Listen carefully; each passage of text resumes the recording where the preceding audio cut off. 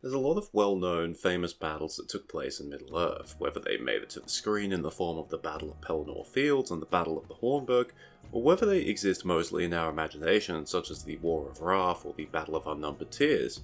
But there's a few battles in Tolkien's Legendarium that are so obscure that you can read The Lord of the Rings and the Silmarillion and still have no idea about their existence. So in this video, we talk about Middle-earth's forgotten battles.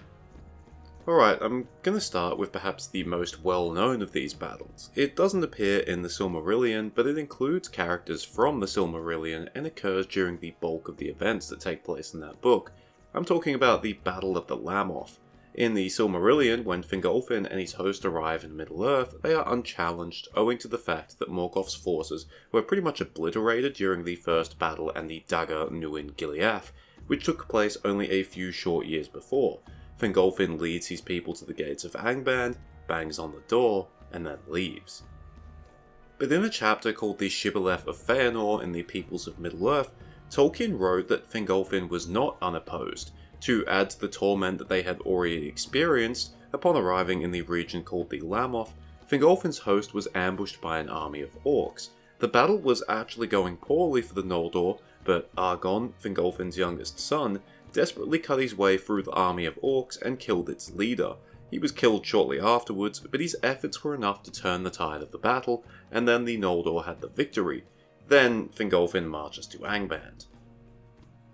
In the end, Christopher Tolkien decided to use the events from the Grey Annals, which was the earlier, more complete version of the Silmarillion, so the Battle of the Lamoth did not make it to the Silmarillion, which is fine because, firstly, the battle doesn't really make much sense. Like I said before, Morgoth's forces were mostly annihilated a few years earlier, so him having a fresh army to throw at Fingolfin seems a little convenient. Secondly, Fingolfin's host had already suffered enough crossing the Helcaraxë. Having them almost be defeated by an army of orcs upon arrival makes one assume that the Noldor were already severely weakened by the time they arrived in Middle-earth. Realistically, the Battle of the Lamoth seems to have been invented by Tolkien for one purpose: get rid of Argon. Argon was a late invention by Tolkien, hence why he doesn't appear in the Silmarillion. For some reason, Tolkien didn't want to scrap the character, but he also didn't have the time or energy to include him in the Silmarillion. So Tolkien wrote off Argon in a few different ways, first having him die in the first kinslaying, and then having him die crossing the Helcaraxë. Finally, Tolkien decided on giving him a more heroic death, and invented an entire battle just to kill him off. Our next battle appears in only one place, the Tale of Tal Elmar, which I did an entire video on. This is the Battle of Ishmalog. Now, we actually know quite a bit about the Battle of Ishmalog, but because everything we know about the battle is from the perspective of a native man of Middle-earth, the phrases and names used are entirely different to what we're familiar with, so we still have to guess a little as to what those phrases and names actually mean.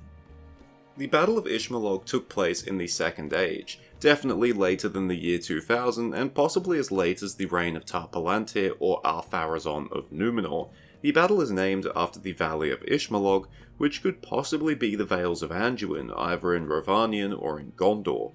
The battle is fought between the army of the North King and the Fell Folk of the East. The North King is almost certainly Sauron, and his army is made up of pre-Númenóreans. As for the Fell Folk of the East, they seem to have been Northmen because they're said to have been tall with light-coloured eyes and hair, and were enemies of the North King.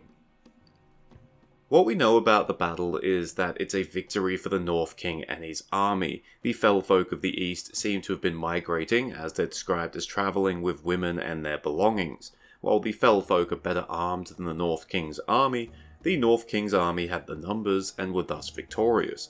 Tal Elmar's grandfather, Buldar, fought in the battle, where he was wounded, but he secured for himself a sword and a wife, Elmar, a captive from the Fell Folk. What I really like about this battle is that it shows how much of Middle-earth's history that we aren't aware of. Most of our knowledge comes from the elves and the Dunedain, so we don't know about the things that they themselves weren't aware of, which means there's nothing wrong with the tale of Tal Elmar fitting into canon. The Battle of Ishmalog shows that throughout the Second Age, there were conflicts between different tribes of men, some clearly aligned with Sauron, others probably not. It also gives us a different perspective.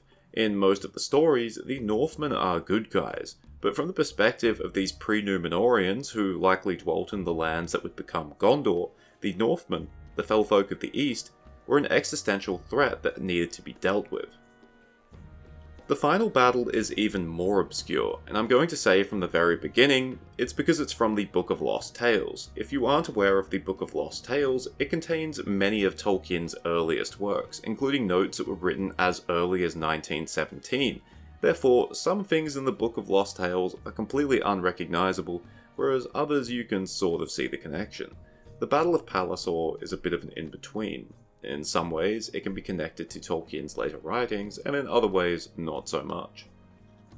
So, the Battle of Palur is said to have taken place in the First Age, in Palur. Palur is an older name for the eastern lands of Middle-earth. The background is that one of Morgoth's lieutenants, Thankil, along with his goblins and evil dwarven servants, went east to Palur in order to corrupt and oppress the men and elves who lived there. This went on for a while, but eventually the elves and many of the men and dwarves rebelled against Thankil and the Temple of Melko. The Battle of Palur was the catastrophic battle that followed, and it sort of ended in a stalemate. Thankil's followers remained in the east and south, whereas many of the rebel elves, dwarves and men ended up moving westward. It's pretty much impossible to neatly fit the entirety of the Battle of Palur into Tolkien's more modern writings, but there are bits and pieces of it that do connect reasonably well to Tolkien's later writings. For example, at one point, either Morgoth or Sauron did go east to corrupt men, and at one point there were evil dwarves there too. Morgoth did demand to be worshipped and did have temples built in his name. There was also a rebellion in the east. That was when the Edain repented from Morgoth's worship and fled westwards. While no Battle of Palur is specifically mentioned, given that Morgoth had many servants in the east, but also many enemies, it's very likely that battles did happen, although probably not so catastrophic. Now, believe it or not, there are battles that are even more obscure than the Battle of Palur, but I don't really want to talk about some of them here. The reason is that whereas the Battle of Palur is somewhat recognisable when compared to Tolkien's later writings, some of these other battles are not, and therefore would require way more explaining. For example, in a battle called the Battle of Ross, there were creatures called gongs that took part in the battle. What's a gong? Who knows? A topic for another video. Thank you for watching, I hope you enjoyed it or at least found it interesting. I actually wanted to do a video on lesser known but still important battles such as like the Battle of Tumhalad in the First Age, but I got to thinking and realised I could go a step further when it comes to little known battles. Hopefully you haven't heard of at least one of these battles. If you've heard of all three of them, give yourself a round of applause, but maybe when no one's around, because it would look weird if you're just clapping to yourself. Cheers, farewell, and remember, gongs.